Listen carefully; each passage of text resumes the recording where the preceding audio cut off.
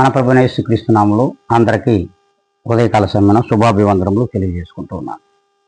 ఈ దినం దేవుడు మనకిచ్చినటువంటి నూతనమైన వాగ్దానము, అది మత్తయి శుభవార్త 11వ అధ్యాయము 28వ లేఖనాన్ని మనం స్పష్టంగా చదువుకుంటాం. ప్రయాసపడి భారం మోసుకొనుచున్న సమస్త జనులారా నా యొద్దకు రండి, నేను మీకు విశ్రాంతి కలుగజేతును. ప్రభువుల వారి దినమున మనందరితో మాట్లాడుతున్నాడు. అవును, మనం ఈ లోకంలో లోకం వైపు మరి మన యొక్క ప్రయాస అంతా కూడా మన కుటుంబముల కొరకు, మన కొరకు, బ్రతుకు కొరకు సాగిస్తూ ఉన్నాం.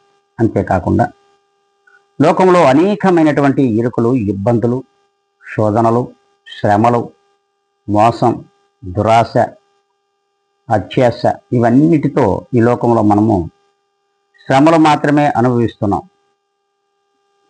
విశ్రాంతి ఈ మానవునికి దొరకటలేదు. అందుకే దేవుడు అంటున్నాడు, ప్రయాసపడి భారము మోస్తున్న సమస్తమైన జనులారా నా యొద్దకు మీరు రండి అంటున్నాడు. మరి ఆ పిలుపును మనం అందుకోలేకపోతున్నాం.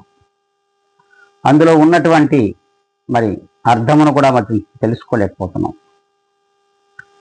మనం ఎందుకోసం ప్రయాసపడుతున్నామో సమస్తమైనటువంటి జనులందరికీ తెలిసిన విషయమే. అయినా కూడా మరి దేవునిని ఎరగలేక, దేవునిలో జీవించలేక, దేవుని యందు విశ్వాసం ఉంచలేక, దేవుని యందు నమ్మకం ఉంచలేక మనం ఆయనను నమ్మలేకపోతున్నాం. ఆయన యొద్దకు రాలేకపోతున్నాం.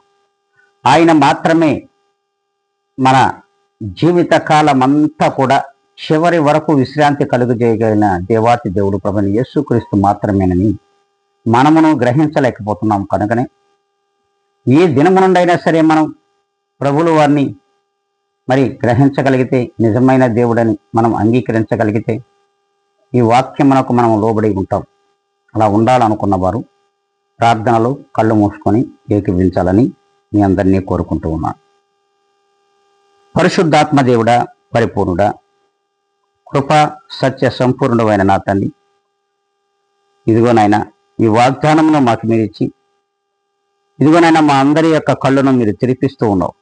ప్రతి దినము కూడా మీరు ఇచ్చిన వాగ్దానమును అనుసరించి నడుచుకోవడానికి మీరు కృప చూపుతున్నావు. ఆయనను మేము గ్రహించలేకపోతున్నాం. కనుక ఈ దినము నుండి అయినా సరే ఈ వాక్యమును మేము మా హృదయములలో దాచుకొని మీ యందు జీవించుటకు, మీ వద్దకు రావడానికి మీరు కృప చూపమని బ్రతిమలాడుకుంటూ, ఘనత మహిమ ప్రభావం మీకే ఆరోపించుకుంటూ నన్ను నేను మిక్కిలిగా తగ్గించుకొని యేసు క్రీస్తు నామములో అడిగి వేడుకొని ప్రార్థిస్తున్నాను మా ప్రియ గొప్ప పరలోక తండ్రి. ఆమేన్.